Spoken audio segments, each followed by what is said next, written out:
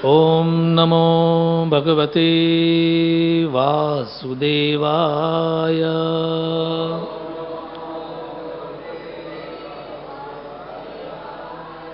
ॐ नमो भगवते वासुदेवाय।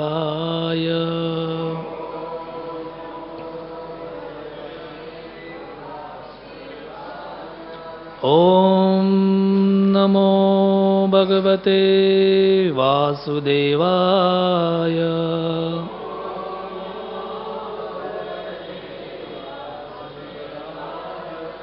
नारायणं नमस्कृत्य नरं चैव नरोत्तमं देवीं सरस्वतीं व्यासं ततो जयमुदीरयेत्। नष्टप्रायेषु अभद्रेषु नित्यं भागवत सेवया Bhagwati उत्तमश्लोके भक्तिर्भवति नैष्ठिकी। Reading from Srimad Bhagavatam, Canto 10, Chapter 11, Text 44 and 45. We'll chant 44. It doesn't have a purport, so we'll discuss purport of text 45.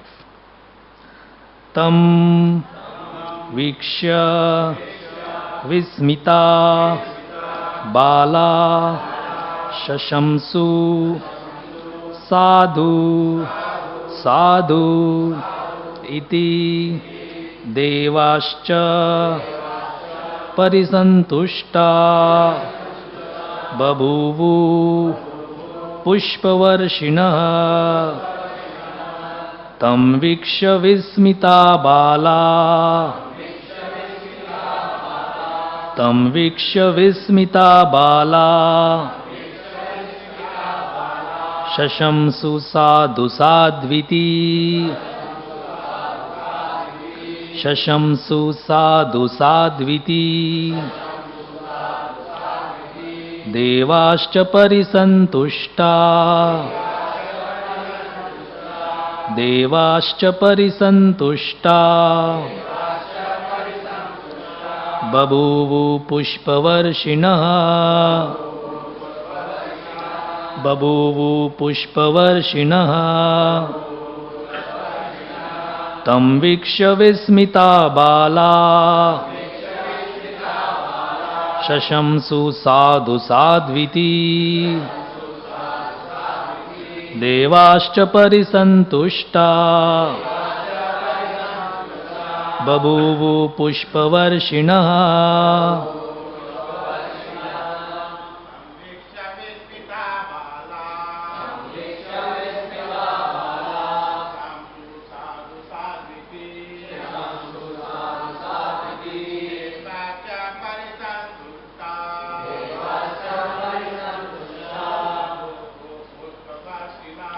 बभूवु पुष्पवर्षिणः।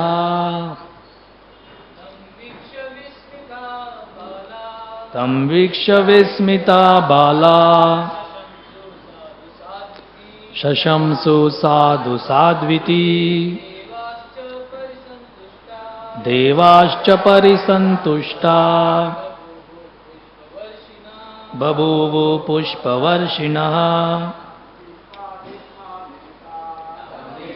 Vismita बाला शंसु साधु साध्विति। परिसंतुष्टा पुष्पवर्षिणः। तं वीक्ष्य विस्मिता बाला शशंसु साधु साध्विति। देवाश्च परिसंतुष्टा बभूवु पुष्पवर्षिणः। माताजी। तं वीक्ष्य विस्मिता बाला Shashamsu sadhu sadviti Devascha parisantushta Babhuvu pushpavarshinaha.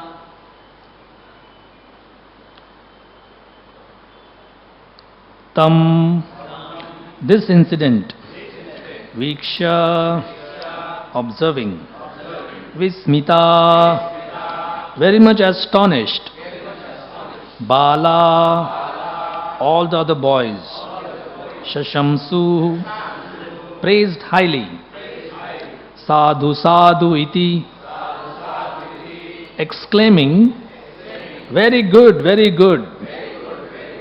Devacha, and all the demigods from the heavenly planets. Parisantushta, being very much satisfied. Babhuvu, became. Pushpavarshinaha, showered flowers on Krishna. Translation: upon seeing the dead body of the demon, all the coward boys exclaimed, "Well done, Krishna, very good, very good. Thank you." In the upper planetary system, all the demigods were pleased, and therefore they showered flowers on the Supreme Personality of Godhead. Text 45. Tavatsa palakau bhutva sarvalokaika palakau sapratar ashogo vatsams charayanto vicheratu. After the killing of the demon, Krishna and Balram finished their breakfast in the morning, and while continuing to take care of the calves, they wandered here and there. Krishna and Balram, the Supreme Personalities of Godhead who maintain the entire creation, now took charge of the calves as if coward boys. Purport: Paritranaya sadhunam vinashaya cha dushkritam. Krishna's daily business here in this material world was to kill the dushkritis. This did not hamper his daily affairs, for it was routine work. While he tended the calves on the bank of the river Yamuna, 2 or 3 incidents took place every day, and although these were serious, killing the demons one after another appeared to be his daily routine work.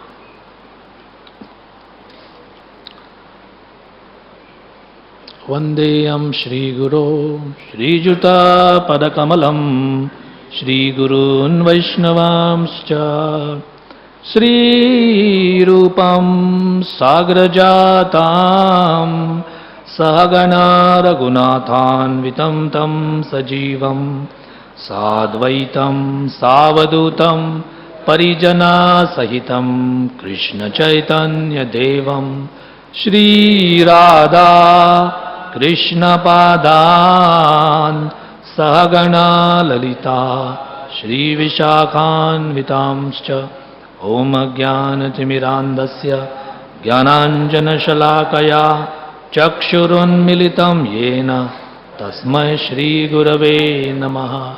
Shri Chaitanya Manobishtam Stapitam Yena Bhutale Swayam Rupa Kadamayam Tadati Swapadantikam Nama Om Vishnupadaya Krishna Pristhaya Bhutale Srimate Bhaktivedanta Swami Niti Namine Namaste Saraswate Deve Gauravani Pracharine Nirvishesha Shunyavadi Paschatya Deshatarine Vanchakalpatarubhyascha Kripa Sindhubhyaevacha Patitanam Pavanebhyo Vaishnavebhyo Namo Namaha. Jai Sri Krishna Chaitanya Prabhu Nityananda Shri Advaita Gadadhar Shri Vasadi Gaura Bhakta Vrinda. Hare Krishna Krishna Krishna Hare Hare Hare Rama Rama Rama Hare Hare. Tam Viksha, text 44 talks about that incident. And just to refresh our memories, that incident refers to Krishna catching the demon In this case, it is Vatsasur. By the hind legs and tail, and he twirled the demon's whole body very strongly until the demon was dead. And then Krishna threw him on the top of a kapitha tree, which then fell down, along with the body of the demon, who had assumed a great form. And in today's verse, seeing the dead body of the demon, all the coward boys exclaimed, "Well done, Krishna, very good, thank you." Tam Viksha Vismita, very surprised, and Sadhu Sadhu. So Sadhu, one meaning of the word Sadhu is a holy man, saintly person, and another meaning is good, very good. In the upper planetary system, all the demigods were pleased, and therefore they showered flowers on the Supreme Personality of Godhead. Text 45 describes what happened afterwards. After the killing of the demon, Krishna and Balaram finished their breakfast in the morning, and while continuing to take care of the calves, they wandered here and there. Krishna and Balaram, the Supreme Personalities of Godhead, who maintained the entire creation, now took charge of the calves as if coward boys.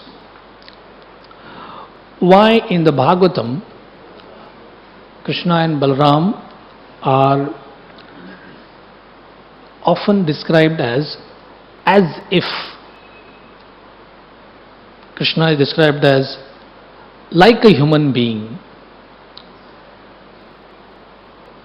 Kritavan kila karmani Gudha kapata manusha.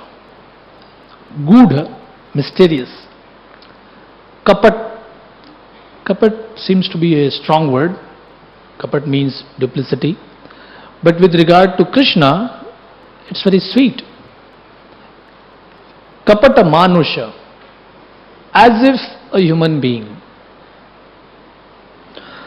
So I thought we would discuss Prabhupada's main idea in this purport, that Krishna behaves like a normal human being. Ultimately not like a normal human being. No normal human being could just catch a demon by his hind legs and throw him in the tree and then kill him.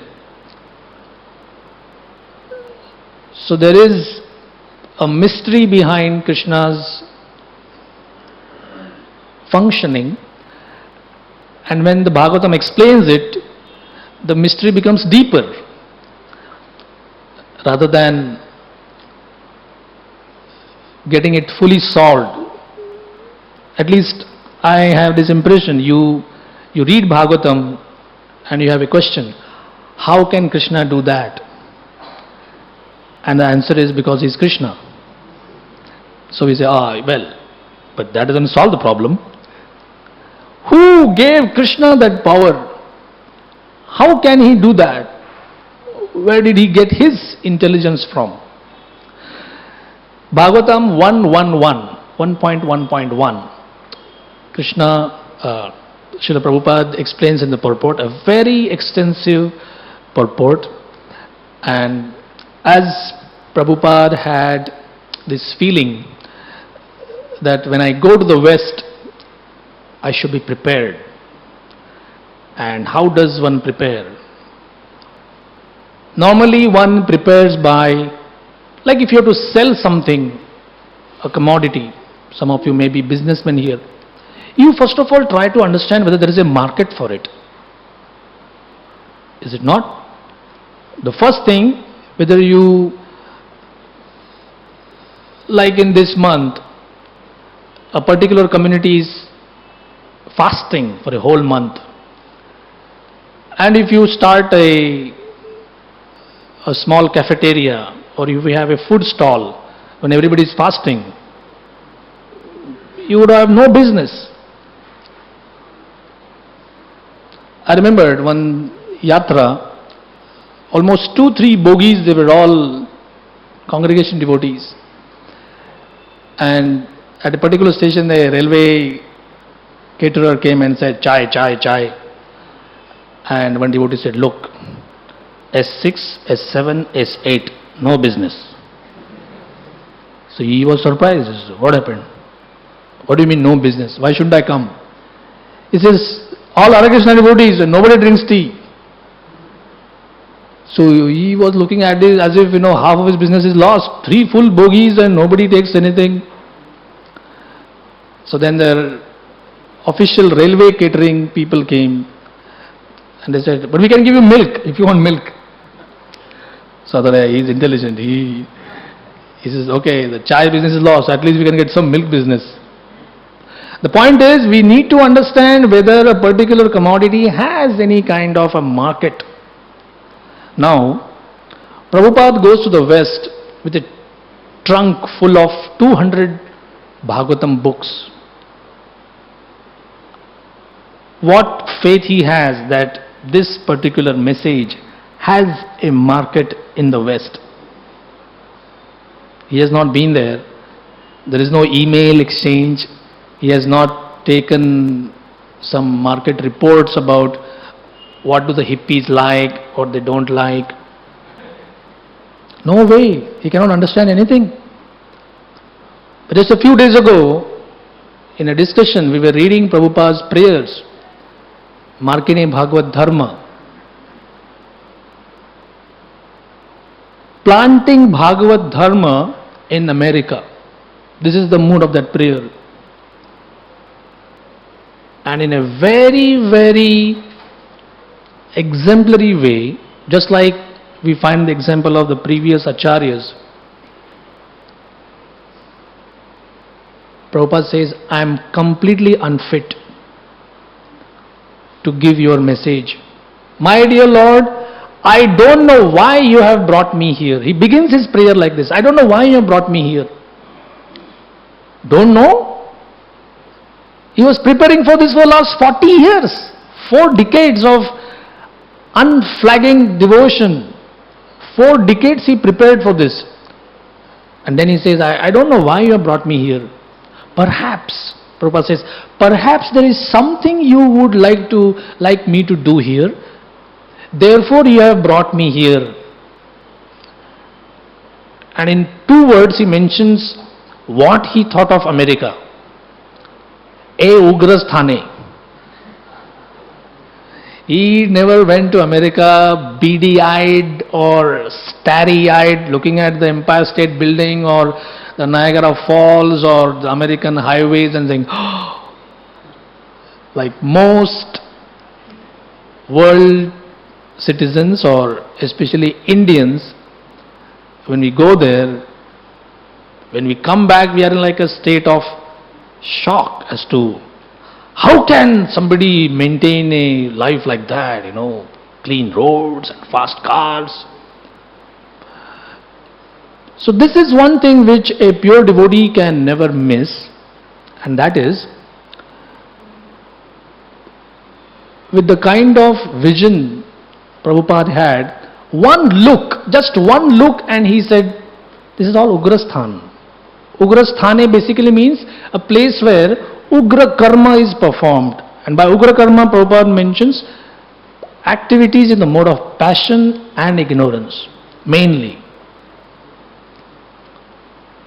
But we might say last 2000 years, the world is practically rolling around that particular track of heavy, passionate work. And when the passion becomes too much, you just subdue that passion with heavy ignorance. Basically, these are the only 2 activities which civilization today is promoting. Work, vote, and enjoy. How do you work? Work hard.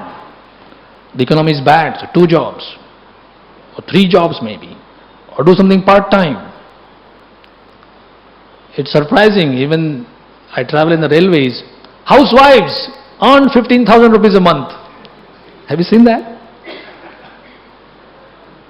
As if taking care of a house, that's not proper. I mean, there is no dignity in that. Cooking, cleaning, caring for your kids, caring for your husband.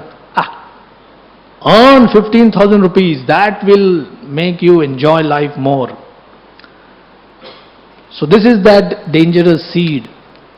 So work in passion, and passion burns like fire. We need relief. And what is the relief being offered by this world today? Heavy dosage of ignorant objects, whether substances to take in your body, or whether what you see in your television, what you read in your newspaper, everything to dull your intelligence. Just see, just watch, and don't think.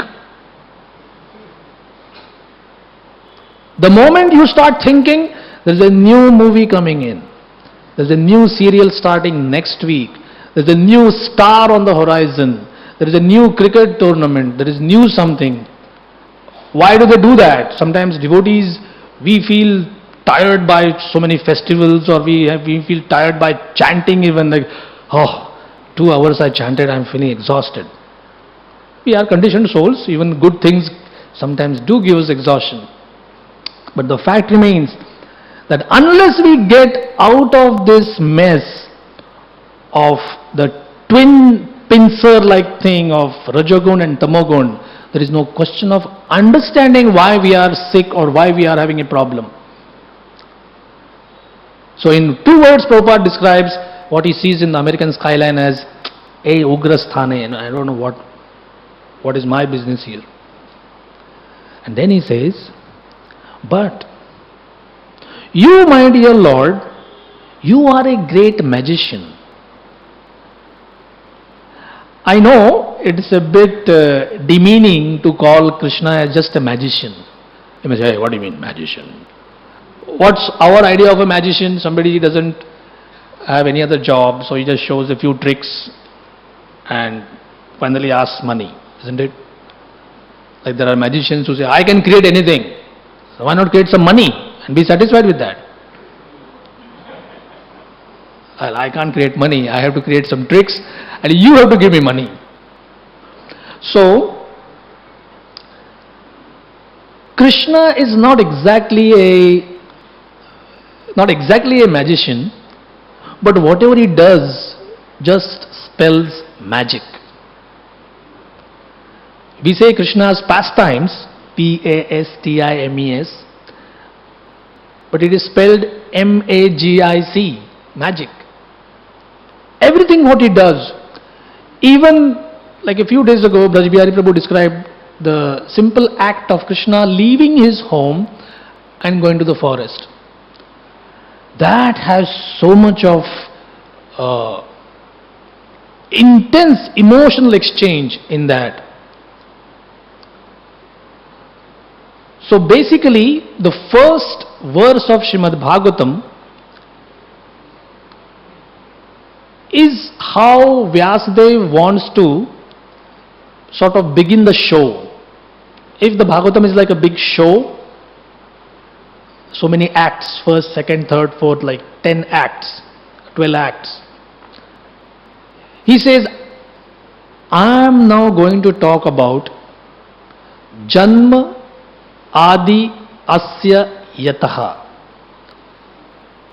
With this simple word, we need to come to the level of Bhagavatam to understand why sometimes some words are used. Janma Adi means Janma, Sthiti, Pralaya.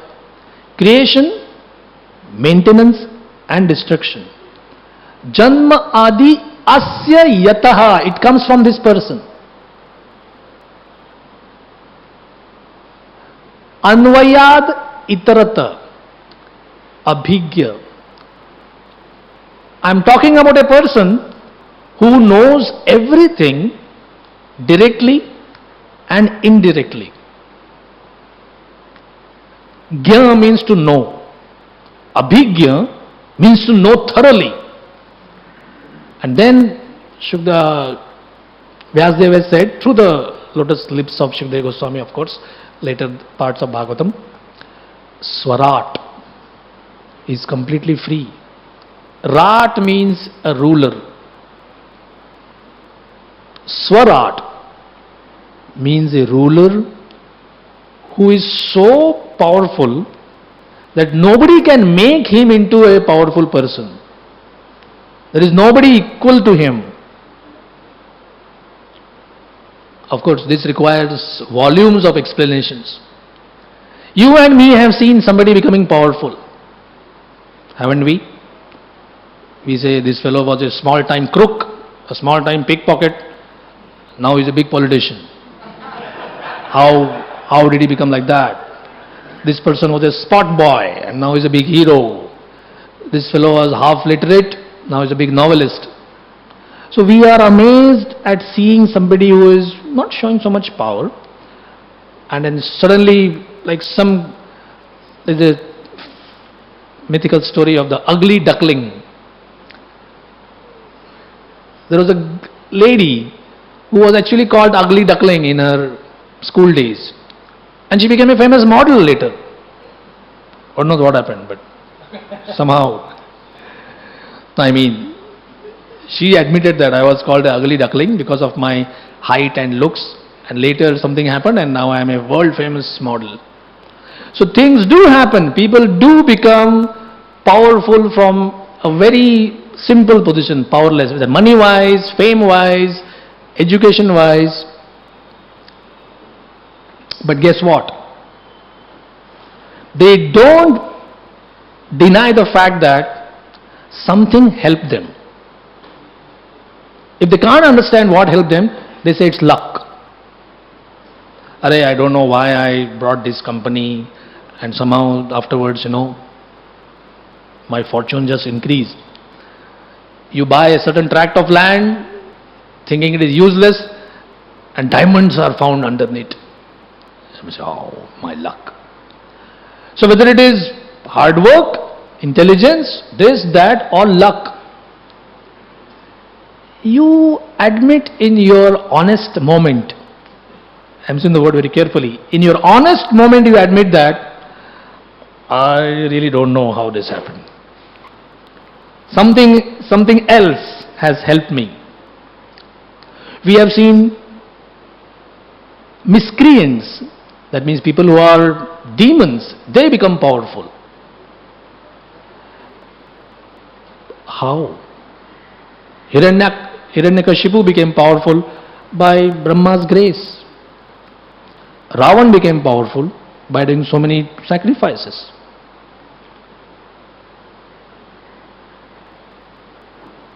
Everybody within our experience and even without our experience becomes powerful by taking help of someone, some process or some authority. Vyasadeva is trying to tell us that here is one person who has not become powerful by anybody's help. Now obviously somebody may doubt, come on, how this is possible? There is someone who must have made Krishna powerful. There is somebody who must have given Krishna his wealth or his knowledge or whatever. Don't worry, there is a simple example in my daily life. Scientists today also agree that they don't know from what caused the sun to become so powerful. Every universe has one. The sun, with its brilliance, with its heat, with its power, with its ability to sustain, and the best minds today are at a loss to explain how it could have just come into existence. Like even in our factories, sometimes fires do get started and they get out of control and then the whole thing burns down. But we don't know about a fire which is so controlled that if the planet moves a degree closer, there would be nobody here to even see what has happened. And a degree there to the other side, and it would be less effective for sustaining life here. That's like a miracle. So the sun is like this kind of an object, just for understanding things. How can something be Swarat? How can something be powerful by its own, let's say by its own dint or by own existence? 2-3 lectures I just quickly scanned a few days ago to speak about this particular point about Swarat. And at one point of time, Prabhupada boils down the whole thing to that you just require a cool brain.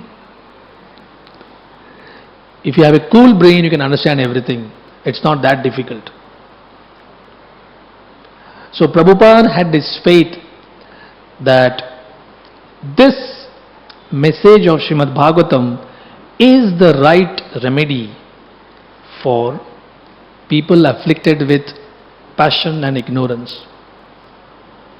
And therefore at the end of his poem, he prays to Krishna that you sit on my tongue.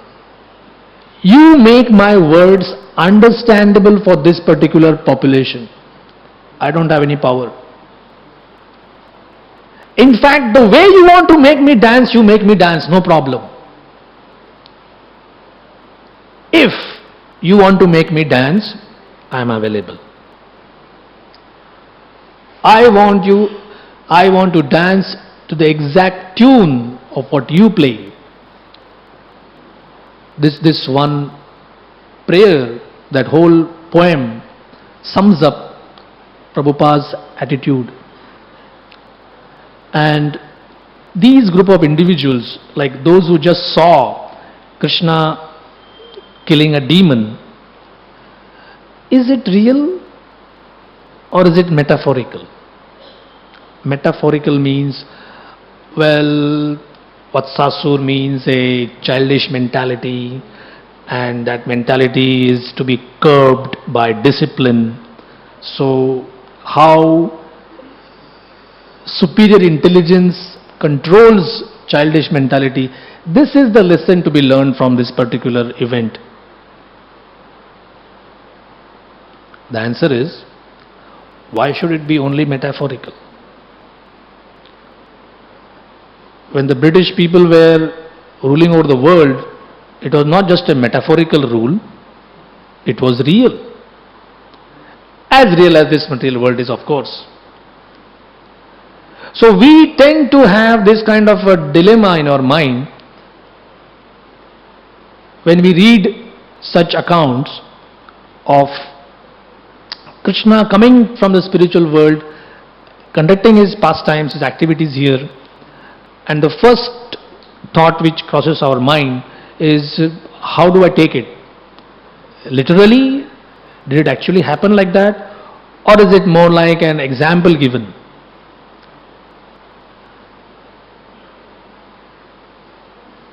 I mentioned about the British Empire. They used to say, the sun never sets on the British Empire. The sun never sets on the British Empire. What does it mean? It means they captured so much of land that, anytime the sun rises, there is some part of the world where their rule is going on. This is a metaphor. Why? Because it is not of eternal reality. It was real for some time. So time governed this particular fact. It was under the subjugation of time. In the third line of the first verse, Vyasadeva continues. He says this personality is the source of everything. He is supremely independent. He can do whatever he wants. By his activities, even big demigods can be confused. Tejo vari mridam yatha vinimaya. Teja is fire. Vari is water. You mistake fire for water, water for fire. Like once I was traveling, we were going to Faizabad, that is near Ayodhya. And on the highway, I thought, I swear there was water on the highway. I said, how come this is the summer season and how so much of water? So the first time I blinked, the next time, the third time, then I came to understand, oh, that's how a mirage looks like. You really feel like it just rained a few minutes ago, and that kind of a sensation. I have never been to a desert, but when you read about animals actually seeing a nice flowing lake, it is as, first of all, they are thirsty, and then you get attracted. And the only time you understand reality is when you run towards the lake seems to run away from you. So that time you really feel, hey, what is this? Normally, stationary objects, when you run towards them, they seem to come closer. Then it's just a reflection. The heat causes air. Now, of course, scientists too have an explanation. Hot air rises and there is refraction and then you see something. But the fact is your illusion. That's a fact. So, seeing the three modes and their activity here in this material world, even big demigods, we call them demigods. The Bhagavatam calls them sometimes Deva, or more accurately sometimes Lokapala. Lokapala is very distinguished and is very accurate. Lokapala means a big boss, the boss of a planet. He controls everything within that particular planet. He is the chief administrator. But Vyasadeva is introducing us to Krishna, who he says, Muyanti yat suraya. He can cause bewilderment even in their minds. Dhamna svena sada nirasta kuhakam. Kuhaka again is illusion or magic, if you please. And the last line sums up Vyasadeva's declaration. Satyam Param. This particular personality is Satya, is true, is truth. He doesn't say Krishna is true, but he says this is Satyam. And of what variety Satyam? Satyam Param.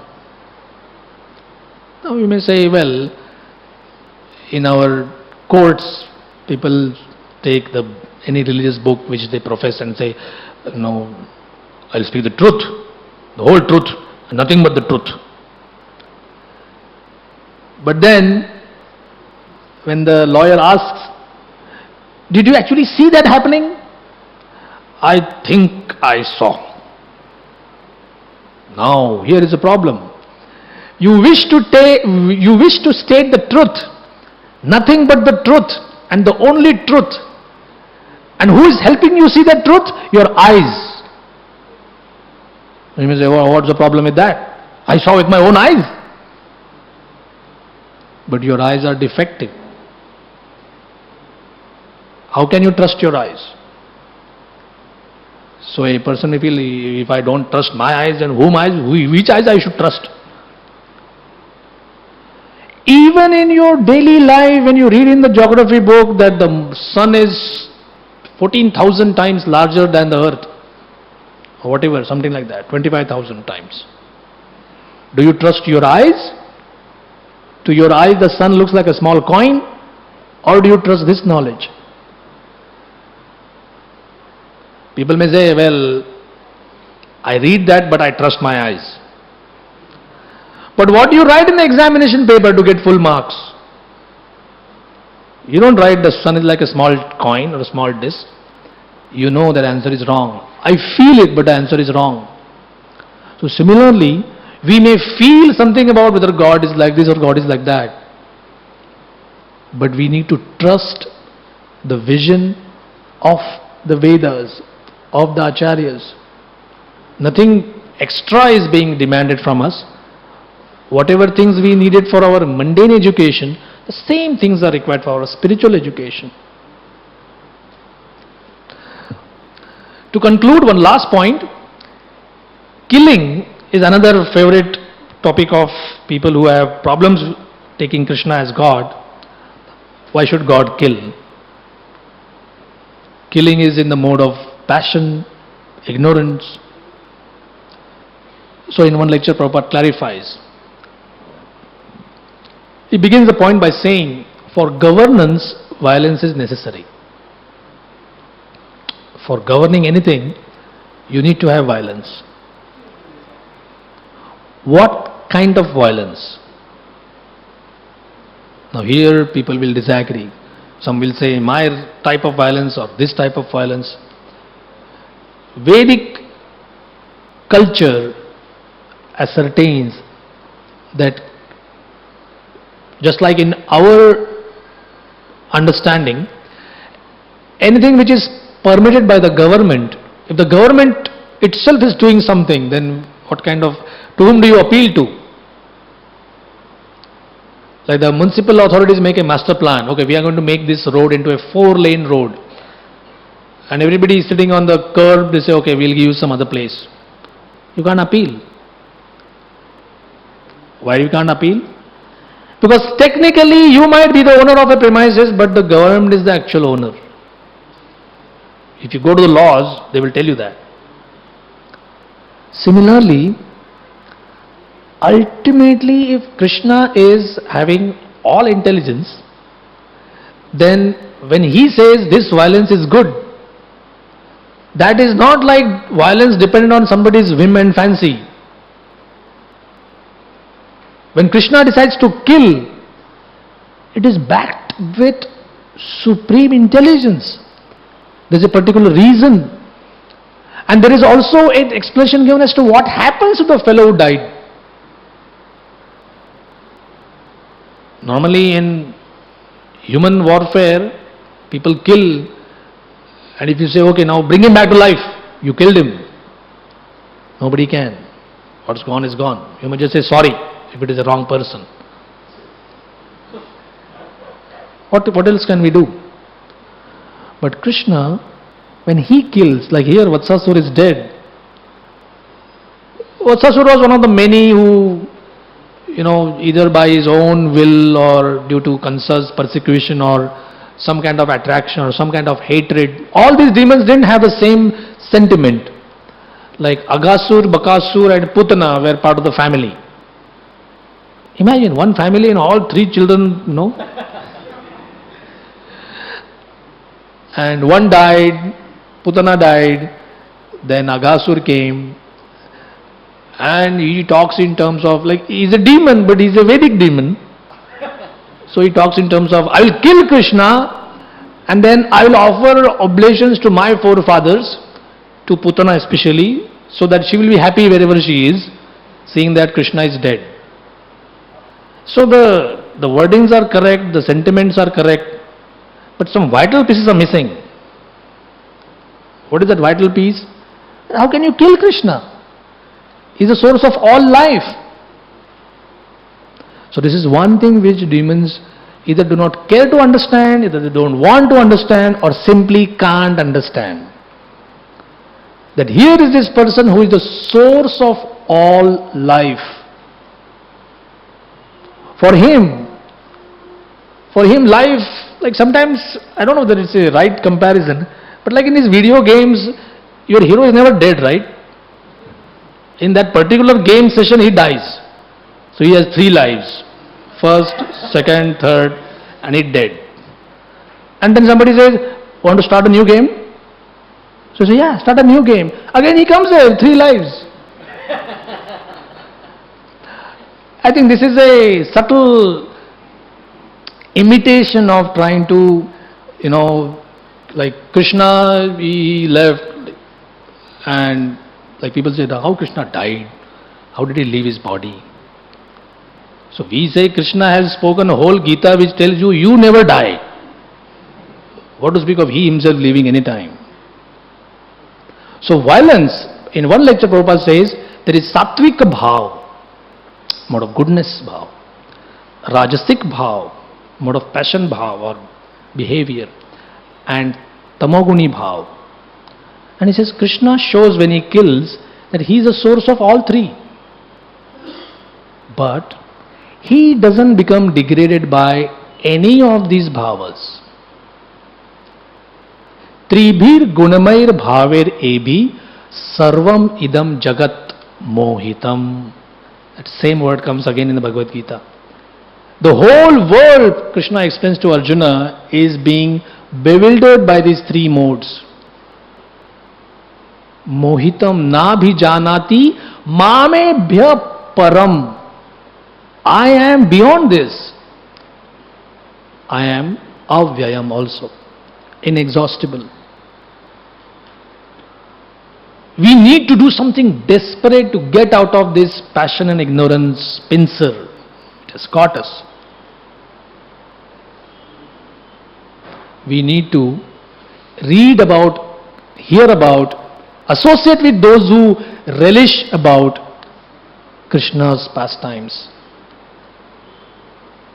In this incident we find few, not all, but few demigods are given a preview, not exactly a preview, but a chance to see Krishna's pastimes. Like every time we read, who are these demigods who some flower leke aate hain? They keep their flower baskets ready. Like Krishna is doing something and they say, okay, Hare Krishna, Pushpanjali, Pushpanjali. No! A few fortunate ones, they are always thinking, what's this happening? What's that happening? And when they see the real thing happening, they say, that was too much. Like Aghasur came in the form of a serpent and he was so huge. In fact, Aghasur lived like a, proper city gentleman in Mathura. He must be having some address somewhere in Mathura, Grand Avenue, 4th floor, whatever, something like that. So doing his daily business, but when it came to doing his part as assassin, like a hitman, so now it makes sense, right? All these demons being sent as hitmen of Kamsa. Those who, Kamsa is their handler and they are the assassins who come and try to kill Krishna. Seeing Aghasur, these demigods in the upper planetary systems were drinking their somras, their amrit every day. They increased their quota and were terrified. So the Acharya explained, here is this fellow who is causing so much terror that those who are supposed to be called Amarai, Amar. If you ask somebody, demigod, hey, you are Amar, right? So why do you worry? He says, who knows? Who knows if I come in the grasp of this fellow, what will he do with me? So they are technically called Amar, but inside they know there's no guarantee. And the Acharya said, look at the friends of Krishna. Like no friend was ever told that, hey, you are an associate of Krishna, you are a great soul, you are a Mahatma, and you are full of knowledge. Even if you tell them, they'll look blank. What did you say? But they look at Krishna, they look at this Aghasur with his gaping jaws, and I don't know who, the name is not given, somebody says, let's walk inside. Just for fun's sake. So one says yes, other says yes, the whole troop goes behind those who are leading. And Krishna is like, wait. Before he could say wait, the whole group has gone inside. Aghasur has yet not closed the gap because the main customer is still outside. He's waiting. He's waiting for Krishna. He is not told to kill all of them. But he reveals one secret. He says, I have been told, like Putana came to kill only Krishna. Aghasur said, I'm so angry, I'm going to kill the whole community. How? How are you going to kill the whole community? There are thousands and thousands and millions of them. Oh, if I just kill Krishna, they will all die. I know for sure. Kill him and they all will die. And we say, how do you know that? Oh, they love him so much they will die. Imagine a demon understanding the subtle nuances of Krishna Prem. That these people love Krishna so much that if I kill him, they will all be dead. So why risk killing all of them separately? Just kill Krishna. Coming back to our point. Krishna is the source of all emotions, feelings, attitudes, traits, mindsets. And violence is one of them. In one way, Krishna's Leela is described as therapeutic and also antiseptic. I'm not a man with scientific background, so I try to understand what does it mean, therapeutic and antiseptic. Medicine people will know that. You're a doctor, you must be knowing this. One prevents contamination or infection, and one acts when the infection has set in, so it stops it. So Krishna Leela is a therapeutic and antiseptic for the onslaught of passion and ignorance. The more we keep ourselves within the society of devotees, where regularly Krishna Katha is heard, relished, sung, we dance, take Krishna Prasad, anything to do with Krishna, this antiseptic and therapeutic effect is like put in action. And that was Prabhupada's hope, that when people read this narration, they will benefit from this, they will understand, oh, previously it was like this, but now I am actually able to relish. The more we relish this kind of atmosphere where these innocent boys, not innocent in the sense of a mundane sense of innocence, but it's pure-hearted boys, seeing Krishna kill a demon and they are clapping, sadhu, sadhu iti, very good, thank you Krishna. It is so sweet. And Prabhupada sums it up, nothing special, it's a daily affair. To conclude, Vishwanath Chakravarti Thakur says, demons used to come, of course, Krishna is the ultimate master planner, but Kamsa used to think that I am planning everything, but somehow all of them used to arrive just before lunchtime. If lunchtime was at 12:30, a demon would come around 11. Some chase, some kind of action, some heightened form of excitement. Just before lunchtime, demon dead. So what happens? Well, normal routine job of herding the cows, calves, looking at birds, beasts, imitating frogs and doing all this thing. This plus a demon, strong appetite. Then everybody sits for lunch, enjoys the lunch, and they're all poetic. They all see this Krishna Leela. On the spot they make songs, they describe it, and happily they come back home. They come and tell their parents, you know what? What happened today?